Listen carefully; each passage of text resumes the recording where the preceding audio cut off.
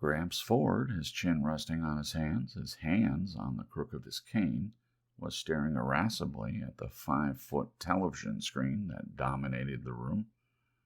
On the screen, a news commentator was summarizing the day's happenings. Every 30 seconds or so, Gramps would jab the floor with his cane tip and shout, "Hell, we did that 100 years ago." Emerald and Lou, coming in from the balcony, where they had been seeking that 2185 AD rarity, privacy, were obliged to take seats in the back row behind Lou's father and mother, brother and sister-in-law, son and daughter-in-law, grandson and wife, granddaughter and husband, great-grandson and wife, nephew and wife, grandnephew and wife, great-grandniece and husband, great-grandnephew and wife, and, of course, Gramps, who was in front of everybody. All, save Gramps, who was somewhat withered and bent, seemed by pre-anti-Garrison standards to be about the same age, somewhere in their late 20s or early 30s. Gramps looked older because he had already reached 70 when anti-Garrison was invented. He had not aged in the 102 years since. Meanwhile, the commentator was saying, Council Bluffs, Iowa is still threatened by stark tragedy, but 200 weary rescue workers have refused to give up hope and continue to dig in an effort to save Albert Hagendorn, 183, who has been wedged for 2 days in a "I wish he'd get something more cheerful," Emerald whispered to Lou. "Silence!" cried Gramps. "Next one shoots off his big bazoo while the TV's on is going to find himself cut off without $1. His voice suddenly softened and sweetened when they waved that checkered flag at Indianapolis Speedway, and old Gramps gets ready for the big trip up yonder. He sniffed sentimentally, while his heirs concentrated desperately on not making the slightest sound. For them, the poignancy of the prospective big trip had been dulled somewhat through having been mentioned by Gramps about once a day for 50 years. Dr. Brainerd Keyes Bullard, continued the commentator, president of Wyandotte College, said in an address tonight that most of the world's ills can be traced to the fact that man's knowledge of himself has not kept pace with his knowledge of the physical world. "Hell," snorted Gramps, "we said that 100 years ago." In Chicago tonight, the commentator went on, a special celebration is taking place in the Chicago Lying-In Hospital. The guest of honor is Lowell W. Hitz, age 0. Hitz, born this morning, is the 25 millionth child to be born in the hospital. Commentator faded and was replaced on the screen by young Hitz, who squalled furiously. "Hell," whispered Lou to Emerald, "we said that 100 years ago." "I heard that," shouted Gramps. He snapped off the television set, and his petrified descendant stared silently at the screen. "You, there, boy." "I didn't mean anything by it, sir," said Lou, age 103. "Get me my will. You know where it is. You kids all know where it is. Fetch, boy." Gramps snapped his gnarled fingers sharply. Lou nodded dully and found himself going down the hall, picking his way over bedding to Gramps' room, the only private room in the Ford apartment. The other rooms were the bathroom, the living room, and the wide, windowless hallway, which was originally intended to serve as a dining area, and which had a kitchenette in one end. 6 mattresses and 4 sleeping bags were dispersed in the hallway and living room, and the daybed in the living room accompanied the 11th couple, the favorite of the moment. On Gramps' bureau was his will, smeared, dog-eared, perforated, and blotched with hundreds of additions, deletions, accusations, conditions, warnings, advice, and homely philosophy. The document was, Lou reflected, a 50-year diary, all jammed on a 2 sheets, garbled, illegible log of day after day of strife. This day, Lou would be disinherited for the 11th time, and it would take him perhaps 6 months of impeccable behavior to regain the promise of a share in the estate, to say nothing of the daybed in the living room for M and himself. "Boy," called Gramps. "Coming, sir." Lou hurried back into the living room and handed Gramps the will. "Pen," said Gramps. He was instantly offered 11 pens, 1 from each couple. "Not that leaky thing," he said, brushing Lou's pen aside. "Ah, there's a nice one. Good boy, Willie." He accepted Willie's pen. That was the tip they had all been waiting for. Willie, then Lou's father, was the new favorite. Willie, who looked almost as young as Lou, though he was 142, did a poor job of concealing his pleasure. He glanced shyly at the daybed, which would become his, and from which Lou and Emerald would have to move back into the hall, back to the worst spot of all by the bathroom door. Gramps missed none of the high drama he had authored and gave his own familiar role everything he had, frowning and running his finger along each line as though he were seeing the will for the first time. He read aloud in a deep, portentous monotone like a bass note on a cathedral organ.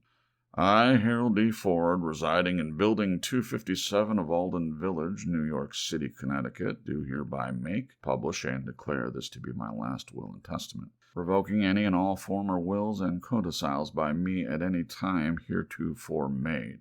He blew his nose importantly and went on, not missing a word and repeating many for emphasis, repeating in particular his ever more elaborate specifications for a funeral. And at the end of these specifications, Gramps was so choked with emotion that Lou thought he might have forgotten why he'd brought out the will in the first place. But Gramps heroically brought his powerful emotions under control, and after erasing for a full minute, began to write and speak at the same time. Lou could have spoken his lines for him. He had heard them so often.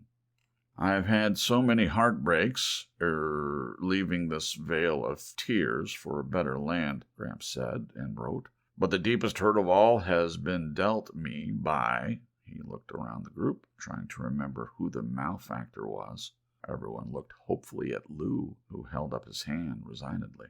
Gramps nodded, remembering, and completed the sentence. My great-grandson, Louis J. Ford. Grandson, sir, said Lou. Don't quibble. You're in deep enough now, young man, said Gramps. But he made the change, and from there he went without a misstep through the phrasing of the disinheritance, causes for which were disrespectfulness and quibbling. In the paragraph following, the paragraph that had belonged to everyone in the room at one time or another, Lou's name was scratched out and Willie's substituted as heir to the apartment and, the biggest plum of all, the double bed in the private room. So, said Gramps, beaming. He erased the date at the foot of the will and substituted a new one, including the time of day. Well, time to watch the McGarvey Family. McGarvey Family was a television serial that Gramps had been following since he was 60, or for a total of 112 years. I can't wait to see what's going to happen next, he said. Lou detached himself from the group and lay down on his bed of pain by the bathroom door, wishing Em would join him. He wondered where she was. He dozed for a few moments until he was disturbed by someone stepping over him to get into the bathroom. A moment later, he heard a faint gurgling sound, as though something were being poured down the wash basin drain. Suddenly, it entered his mind that Em had cracked up, that she was in there doing something drastic about Gramps. Em, he whispered through the panel. There was no reply, and Lou pressed against the door.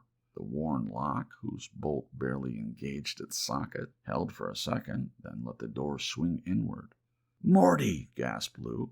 Lou's great-grandnephew, Mortimer, who had just married and brought his wife home to the Ford menage, looked at Lou with consternation and surprise. Morty kicked the door shut, but not before Lou had glimpsed what was in his hand. Gramps' enormous economy-sized bottle of anti-garrison, which had apparently been half emptied, and which Morty was refilling with tap water. A moment later, Morty came out, glared defiantly at Lou, and brushed past him wordlessly to rejoin his pretty bride. Shocked, Lou didn't know what to do. He couldn't let Gramps take the mouse-trapped anti-garrison, but if he warned Gramps about it, Gramps would certainly make life in the apartment, which was merely insufferable now, harrowing. Lou glanced into the living room and saw that the Fords, Emerald among them, were momentarily at rest, relishing the botches that the McGarveys had made of their lives. Stealthily, he went into the bathroom, locked the door as well as he could, and began to pour the contents of Gramps' bottle down the drain. He was going to refill it with full-strength anti-garrison from the 22 smaller bottles on the shelf. The bottle contained a half a gallon, and its neck was small, so it seemed to Lou that the emptying would take forever, and the almost imperceptible smell of anti-garrison, like Worcestershire sauce, now seemed to Lou, in his nervousness, to be pouring out into the rest of the apartment through the keyhole and under the door. The bottle gurgled monotonously. Suddenly up came the sound of music from the living room, and there were murmurs and the scraping of chair legs on the floor. "Thus ends," said the television announcer, "the 29,121st chapter in the life of your neighbors and mine, the McGarveys." Footsteps were coming down the hall. There was a knock on the bathroom door. "Just a sec," Lou cheerily called out. Desperately, he shook the bottle, trying to speed up the flow. His palm slipped on the wet glass, and the heavy bottle smashed on the tile floor. The door was pushed open, and Gramps, dumbfounded, stared at the incriminating mess. Lou felt a hideous prickling sensation on his scalp and the back of his neck. He grinned engagingly through his nausea and, for want of anything remotely resembling a thought, waited for Gramps to speak. "Well, boy," said Gramps at last, "looks like you've got a little tidying up to do." And that was all he said. He turned around, elbowed his way through the crowd, and locked himself in his bedroom. The Fords contemplated Lou in incredulous silence a moment longer, and then hurried back to the living room as though some of his horrible guilt would taint them too if they looked too long. Morty stayed behind long enough to give Lou a quizzical, annoyed glance. Then he also went into the living room, leaving only Emerald standing in the doorway. Tears streamed over her cheeks. "Oh, you poor lamb, please don't look so awful. It was my fault. I put you up to this with my nagging about Gramps." "No," said Lou, finding his voice. "Really, you didn't. Honest, Em, I was just... You don't have to explain anything to me, hon. I'm on your side, no matter what." She kissed him on the cheek and whispered in his ear, "It wouldn't have been murder, hon. It wouldn't have killed him. It wasn't such a terrible thing to do. It just would have fixed him up so he'd be able to go any time God decided he wanted him." "What's going to happen next, Em?" said Lou hollowly. "What's he going to do?" Lou and Emerald stayed fearfully awake almost all night, waiting to see what Gramps was going to do. But not a sound came from the sacred bedroom. 2 hours before dawn, they finally dropped off to sleep. At 6 o'clock, they arose again, for it was time for their generation to eat breakfast in the kitchenette. No one spoke to them.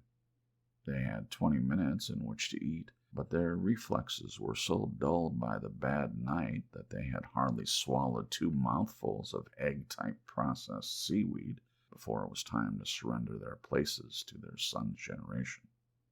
Then, as was the custom for whoever had been most recently disinherited, they began preparing Gramps' breakfast, which would presently be served to him in bed on a tray. They tried to be cheerful about it.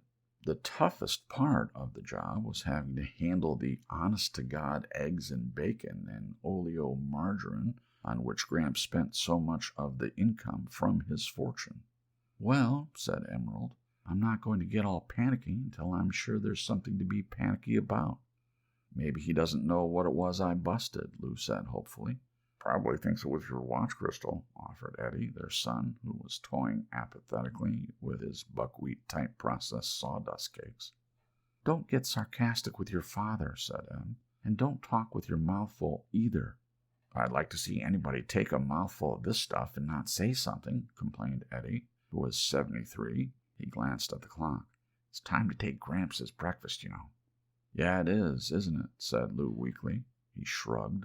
"Let's have the tray, Em. We'll both go." Walking slowly, smiling bravely, they found a large semicircle of long-faced Fords standing around the bedroom door. Em knocked. "Gramps," she said brightly, "breakfast is ready." There was no reply, and she knocked again, harder. The door swung open before her fist. In the middle of the room, the soft, deep, wide, canopied bed, the symbol of the sweet by and by to every Ford, was empty. A sense of death, as unfamiliar to the Fords as Zoroastrianism or the causes of the Sipo mutiny, stilled every voice, slowed every heart. Awed, the heirs began to search gingerly under the furniture and behind the drapes for all that was mortal of Gramps, father of the clan. But Gramps had left not his earthly husk, but a note, which Lou finally found on the dresser under a paperweight, which was a treasured souvenir from the World's Fair of 2000. Unsteadily, Lou read it aloud. Somebody who I have sheltered and protected and taught the best I know how all these years last night turned on me like a mad dog and diluted my anti-garrison, or tried to. I am no longer a young man. I can no longer bear the crushing burden of life as I once could. So after last night's bitter experience, I say goodbye. Cares of this world will soon drop away like a cloak of thorns, and I shall know peace. By the time you find this, I will be gone. Gosh, said Willie brokenly. He didn't even get to see how the 5,000-mile speedway race was going to come out. Or the Solar Series, Eddie said, with large mournful eyes. Or whether Mrs. Garvey got her eyesight back, added Morty. There's more, said Lou. He began reading aloud again. I, Harold D. Ford, etc., do hereby make, publish, and declare this to be my last will and testament, revoking any and all former wills and codicils by me at any time heretofore made. No, cried Willie, not another one. I do stipulate, read Lou, that all my property of whatsoever kind and nature not be divided, but do devise and bequeath it all to be held in common by my issue, without regard for generation, equally share and share alike. Issue, said Emerald. Lou inclined the multitude in a sweep of his hand. It means we all own the whole damn shooting match. Each eye turned instantly to the bed. Share and share alike? Asked Morty. Actually, said Willie, who was the oldest one present, it's just like the old system, where the oldest people head up the things with their headquarters in here, and I like that, exclaimed Em. Lou owns as much of it as you do, and I say it ought to be for the oldest one who's still working. You can snooze around here all day waiting for your pension check while poor Lou stumbles in here after work all tuckered out and, how about letting someone who's never had any privacy get a little crack at it, Eddie demanded hotly. Hell, you old people had plenty of privacy back when you were kids. I was born and raised in the middle of the goddamn barracks in the hall. How about... Yeah? Challenged Morty. Sure, you've all had it pretty tough. My heart bleeds for you, but try honeymooning in the hall for a real kick. Silence, shouted Willie imperiously. The next person who opens his mouth spends the next 6 months by the bathroom. Now, clear out of my room. I want to think. A vase shattered against the wall inches above his head. In the next moment, a free-for-all was underway, with each couple battling to eject every other couple from the room. Fighting coalitions formed and dissolved with the lightning changes of a tactical situation. Em and Lou were thrown into the hall, where they organized others in the same situation and stormed back into the room. After 2 hours of struggle, with nothing like a decision in sight, the cops broke in, followed by a television cameraman with mobile units. For the next half hour, patrol wagons and ambulances hauled away Fords. And then the apartment was still and spacious. An hour later, films of the last stages of the riot were being televised to 500 million delighted viewers on the eastern seaboard. In the stillness of the 3-room Ford apartment on the 76th floor of Building 257, a television set had been left on. Once more the air was filled with the cries and grunts and crashes of the fray, coming harmlessly now from the loudspeaker. The battle also appeared on the screen of the television set in the police station, where the Fords and their captors watched with professional interest. Em and Lou in adjacent 4x8 cells were stretched out peacefully on their cots. Em, called Lou through the partition, you got a wash basin all your own too? Sure. Wash basin, bed, light, the works. And we thought Gramps' room was something. How long has this been going on? She held out her hand. For the first time in 40 years, son, I haven't got the shakes. Look at me. Cross your fingers, said Lou. The lawyer's going to try to get us a year. Gee, Em said dreamily. I wonder what kind of wires you'd have to pull to get put away in solitary. All right, pipe down, said the turnkey, or I'll toss the whole kit and caboodle of you right out. And first one who lets on to anybody outside how good jail is ain't never getting back in. Prisoners instantly fell silent. The living room of the apartment darkened for a moment as the riot scenes faded on the television screen. Then the face of the announcer appeared, like the sun coming from behind a cloud. "And now, friends," he said, "I have a special message from the makers of Anti-Garrison, a message for all you folks over 150. Are you hampered socially by wrinkles, by stiffness of joints and discoloration, or loss of hair? All because these things came upon you before Anti-Garrison was developed? Well, if you are, you need no longer suffer, need no longer feel different and out of things. After years of research, medical science has now developed Super Anti-Garrison. In weeks, yes, weeks, you can look, feel, and act as young as your great-great-grandchildren. Wouldn't you pay $5,000 to be indistinguishable from everybody else? Well, you don't have to. Safe, tested Super Anti-Garrison costs you only a few dollars a day. Right now, for your free trial carton, just put your name and address on a $1 postcard and mail it to Super, Box 500,000, Schenectady, New York. Have you got that? I'll repeat it. Super, Box 500,000. Underlining the announcer's words was the scratching of Gramps' pen, the one Willie had given him the night before. He had come in a few minutes earlier from the Idle Hour Tavern, which commanded a view of Building 257 from across the square of asphalt known as the Alden Village Green. He had called a cleaning woman to come straighten the place up. Then he had hired the best lawyer in town to get his descendants a conviction, a genius who had never gotten a client less than a year and a day. Gramps had moved the daybed before the television screen so that he could watch from a reclining position. It was something he dreamed of doing for years. "Schenectady," murmured Gramps. "Got it." His face had changed remarkably. His facial muscles seemed to have relaxed, revealing kindness and equanimity under what had been taut lines of bad temper. It was almost as though his trial package of Super Anti-Garrison had already arrived. When something amused him on television, he smiled easily, rather than barely managing to lengthen the thin line of his mouth a millimeter. Life was good. He could hardly wait to see what was going to happen next.